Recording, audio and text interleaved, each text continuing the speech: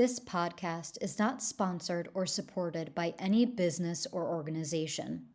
The views reflected on these podcast episodes are my own.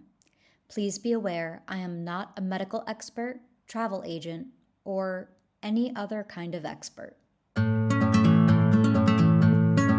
Hey everyone, welcome to the Eat, Explore, Love podcast.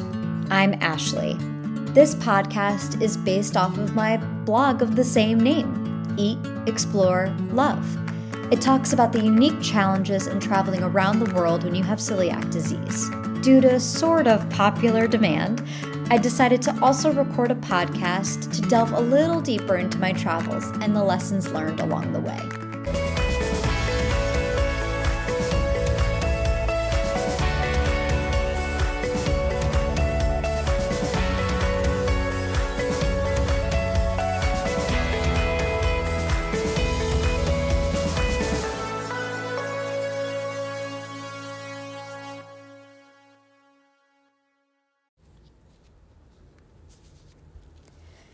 Hi, everyone. Welcome to another episode of Eat, Explore, Love, the podcast. Today, I'm chatting with Kofi Maafo to talk about how he's bringing the best of Ghana to Atlanta with his establishment, Bloom Bar. I got to learn about the culture of Ghana, the food, and so much more. Stay tuned and enjoy another episode of Eat, Explore, Love, the podcast.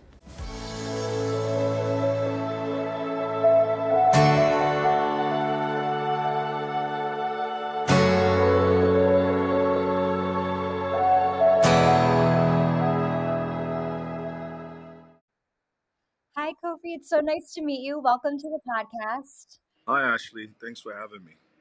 So I read a little bit about you, and I'm so excited to be able to talk about you and your bar and the big opening that's coming hopefully soon.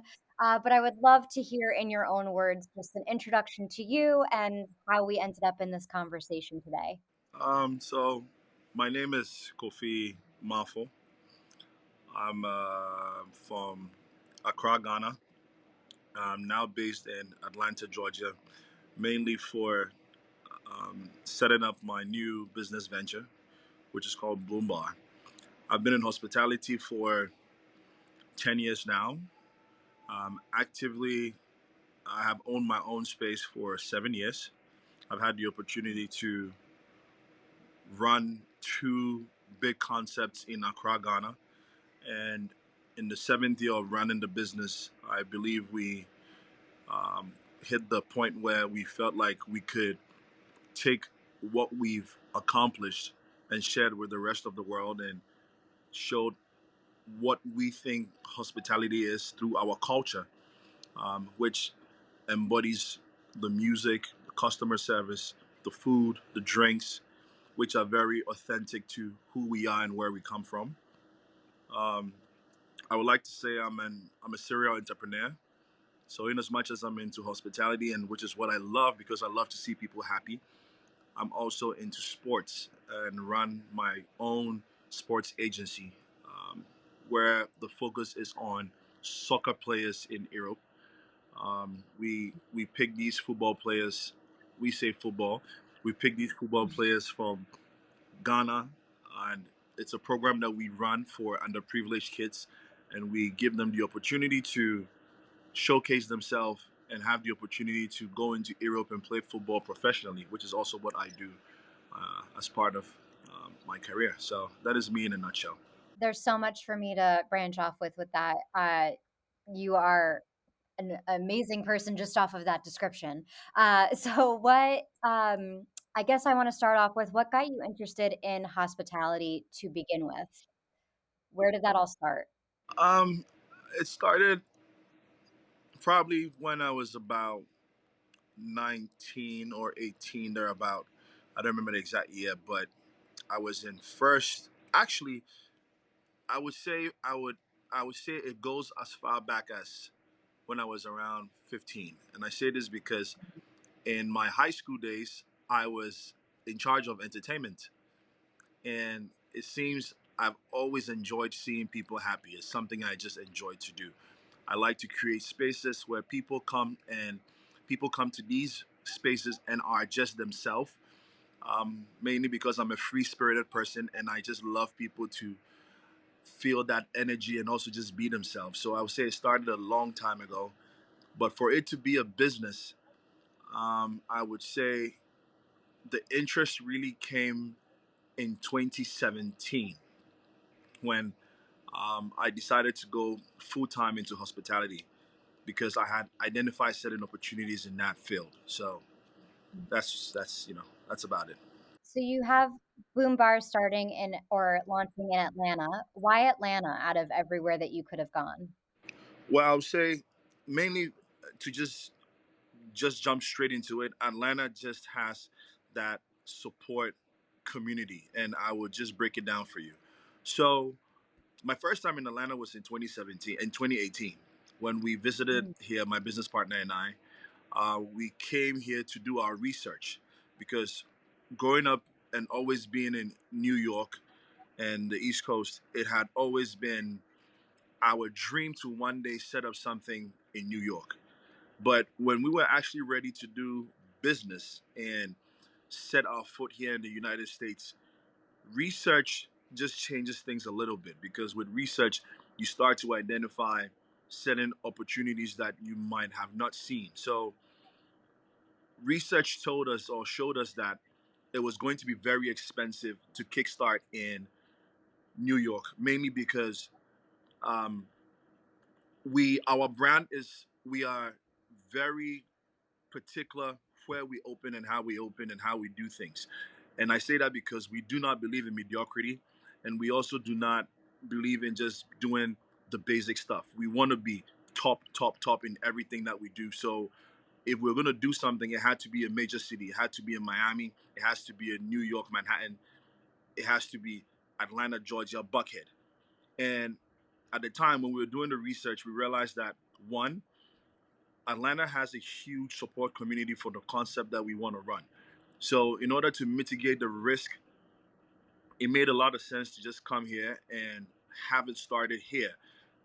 Also, bearing in mind that we had the opportunity to host quite a number of people in our space back in Ghana, and majority of the people we hosted from the United States were brought down by travel groups from Atlanta. So mm, these groups who engaged the brand quite a number of at least I know on maybe about 20 visits from these particular travel groups from Atlanta. Four of them got married in Bloombar, from people they met in Bloombar. So there was just this connection to Atlanta. Yeah, mm. and it kind of led us there. And then the research just shows that it was the perfect grounds to start something in a major city and do it well. So Atlanta, I have a good chunk of my family lives in Atlanta. I have only been able to visit twice, and you are giving me another motivation to go back again. But I know that there is a lot that happens in Atlanta. So what sets you guys apart as far as the nightlife that you're providing at Bloom Bar as opposed to other establishments? Not just in Atlanta, probably, I'm sure, but the US in general. Well, I like to say, let me put it this way: as far back as before social media, we we in Africa have been portrayed in a certain light through um, media, right? Mm, And I would like to say the internet and media, when it became accessible by everyone, we've had the opportunity to tell our story our way, and people mm, now have realized that they've had what they've been receiving from the West. They've been receiving it over and over and over again. People have gotten more adventurous in their palettes and in what they want to try. And I would like to say Afrobeats as a genre, as in music, opened the way for culture from West Africa and Africa. And through Afrobeats, I feel like a lot of people have connected with our culture and are now interested in our food and things that we have to offer. So we feel like our competitive advantage here is we are coming in to showcase modern West African cuisine, where we Mm. are able to, where we are fusing, we're going to do a fusion of our food and our ingredients with what you guys know in the States. Okay, so an example would be how we have ingredients like suya, but you haven't probably tried suya with your steak. We have the chef has found a way to get this marinated in a way that it gives your steak a different taste, and it just echoes our culture through that food. So you're very familiar with steak, but now if you're looking for something different as a food enthusiast, you would want to try what we have to offer. We believe that is also a competitive advantage. So even if you look at um, a concept done by Chef Kwame Inouye in New York City, he did he opened a space called Tatiana. Tatiana Mm. focuses on the fusion of West African ingredients with a little bit of the food that you get from the United States, and it's been extraordinarily successful.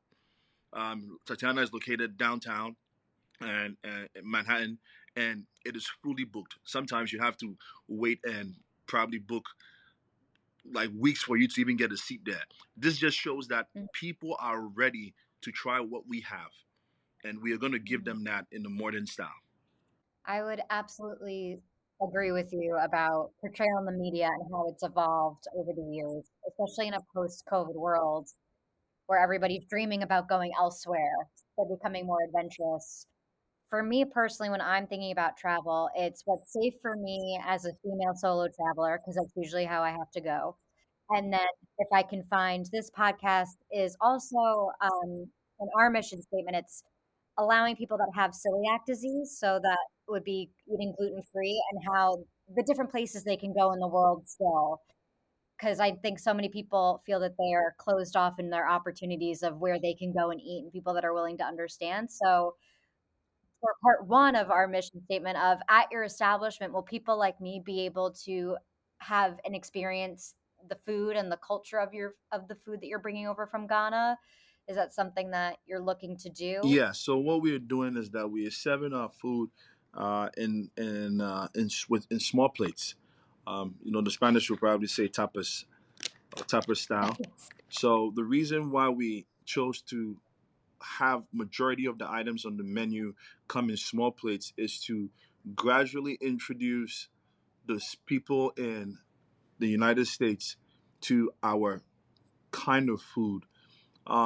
We also are doing the fusion because we also don't want you to be, I would like to say, scared. We don't want it to be too daunting to order or choose something off the menu.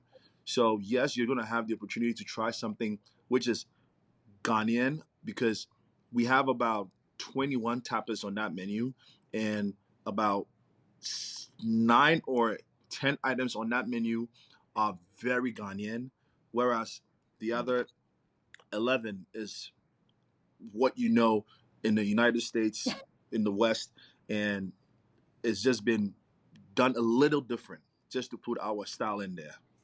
And is it something that people that have food allergies like myself, that they're able to be adaptable so that way we are able to enjoy? Yes, yes. We obviously we consider all these things. The Mm. chef made sure he considered all the allergies and everything. So it's as you can see, I'm in the space now. It's Um, beautiful. it's we tend to call ourselves a gastropub. That is how we like to be referred to, because in a gastropub you are right beneath a fine dining experience, and you do consider a lot of things when you are going in that direction. With everybody trying to come into that space, you have to consider people and their allergies and all of these things just to make sure that you have a wider market to capture in there. So can we go back even further before the starting of this establishment? Can you take me through Ghana and just the beauty of living there and what that all means to an ignorant American such as myself?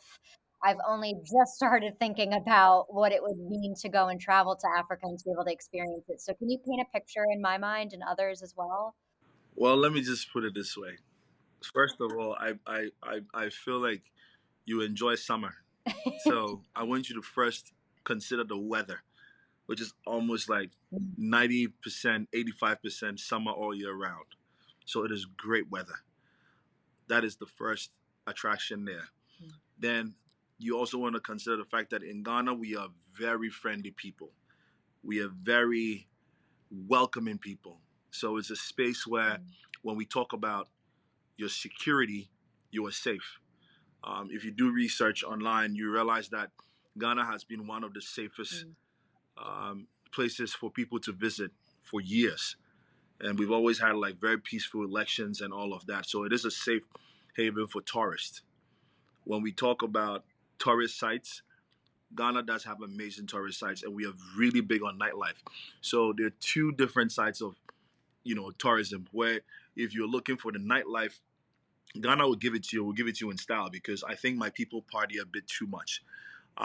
We sometimes, because unlike the West, where you majority of the time in a lot of countries, not all of them, you will have to abide by rules and close by 2, maximum 3 a.m. in a lot of cities.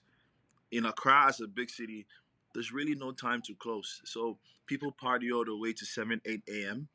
and it's a bit wild. I mean, we used to do that when we were younger, but it's still there. So if you're looking for the party scene, you'll find it, and they will give it to you till you drop.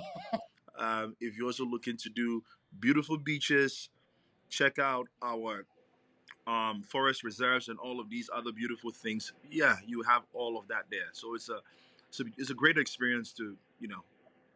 I think you should put on your list of things to do. Absolutely.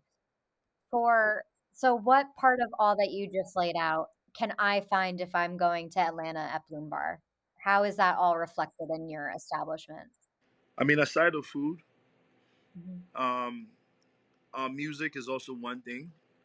We will definitely be giving you that. That will create a vibe. And I want to say service for us is everything. So if if I had to describe a few things that you see in the space that would take you back home, it will probably be a little bit of the decor. So if you don't mind, Mm, I'll just take a walk and show you something. So if you come to one of these spaces here, you see all of these artifacts, right. and all of them mean something. So if you look at, there's an artifact over there. It's like a stool. I don't know if you can see it. Yes, yes. Yeah, it's like a stool. So that you can't really see it. I can't really go back there right now. But in No, no, Ghana, all good. yeah, in Ghana, if you go, one of the places you visit is you'll be encouraged to visit a place called Kumasi. Kumasi is it's for it's a tribe. It's one of the most popular tribes in the country. They are the Ashantis, and it Mm, is believed that one of their priests back in the day summoned a stool from the heavens, and that stool is still there. It's a golden stool. It was summoned from the heavens, and it holds the people of the Ashanti kingdom together. So these are some of the things that, if I had to tell you or give you history about majority of the artifacts we have in the space, yes, they are a connection to where we are from, and then they all mean something. I'll show you one more. mm. We'll have to describe it for the listener since this is an audio medium. Okay, so if you can see this right here, Okay. yeah. So this artifact, you can realize that they can't let go of each other, and Right. it is, It's two pieces. Let's describe it for the listener since they yeah. can't see it. Okay, Two so pieces. it's three, basically it's three guys, man, three people stuck together, just saying Okay. that together we are strong, and then together each accomplishes more. And that is one of also our core values here in at Mm. Boombar. That as a team, which is the acronym, together each accomplishes more. These are some of the things that we also preach through our culture. So there's a significance for majority of the things that you see in the back there. So with you brought up a good point of your core values as working as a team there. Obviously, when you're opening up any establishment, you're creating employment opportunities. What type of person are you looking for on your staff? What vibe are you looking for when you're hiring people to work with you? That way, people know what they're expecting when they walk into your establishment as a customer and the vibe that they're going to be expecting in type of customer service. Okay, this is about like three questions in one. Um, Yeah, sorry. I do that a lot. I'm very yeah. So sorry. can you just take it again? Let's break it down.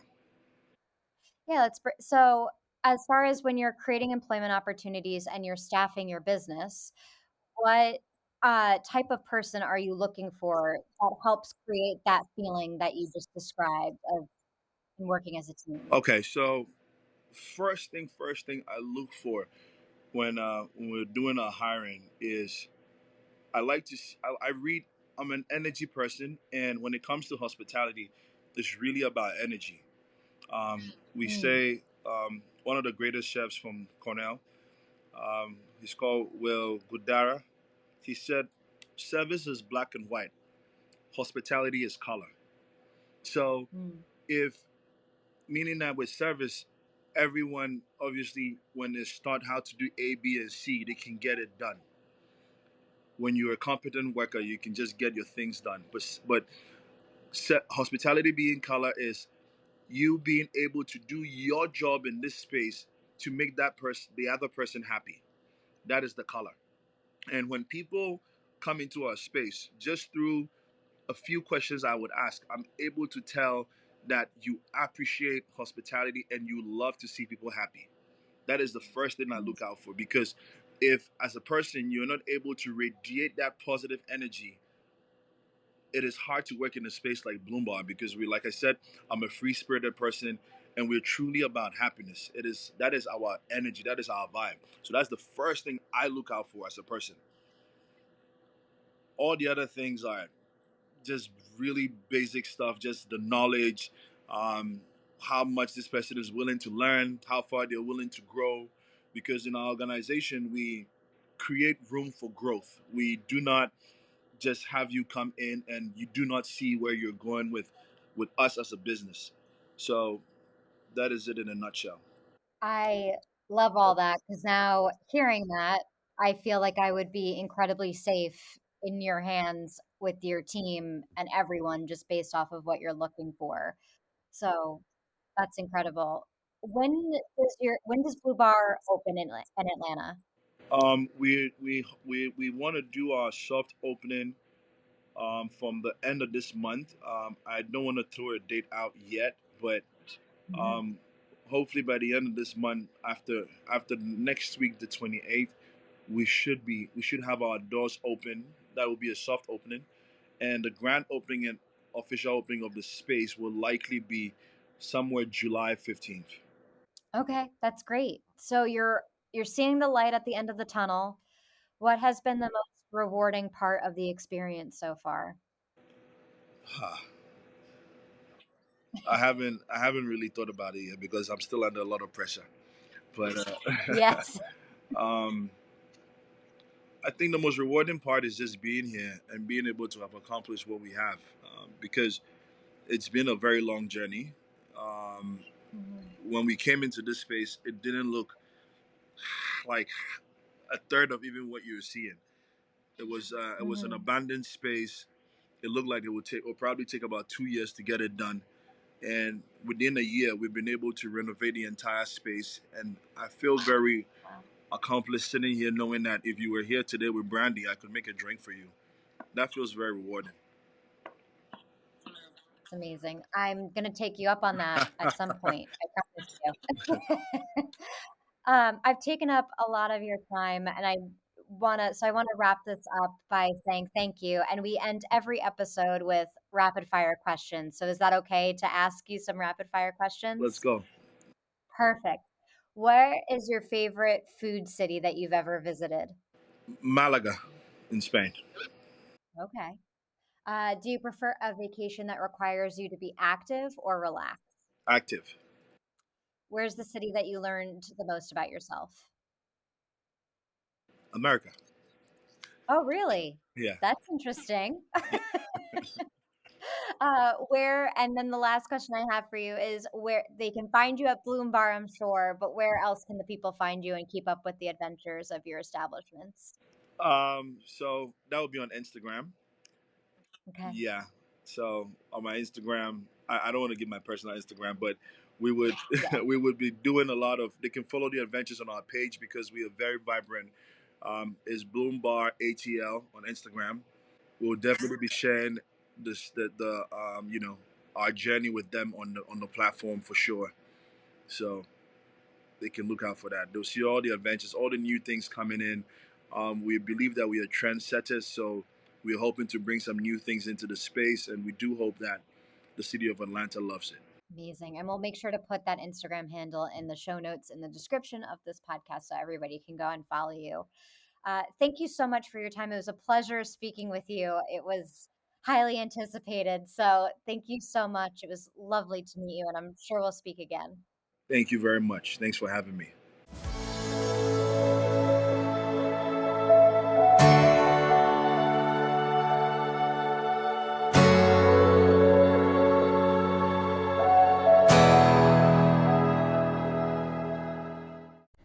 I hope this episode made you as excited as I am to go to Atlanta, go to Bloom Bar, and just have the time of your life with great food, great drinks, great music, all the fun stuff. Thank you so much for listening. As always, till next time.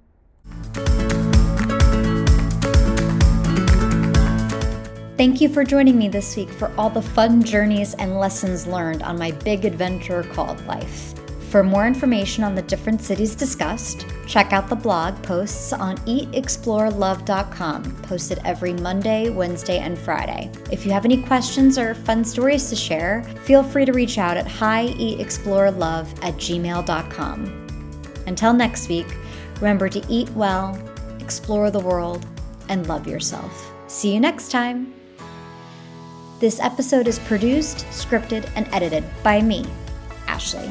Special thanks to Sarah Mientka.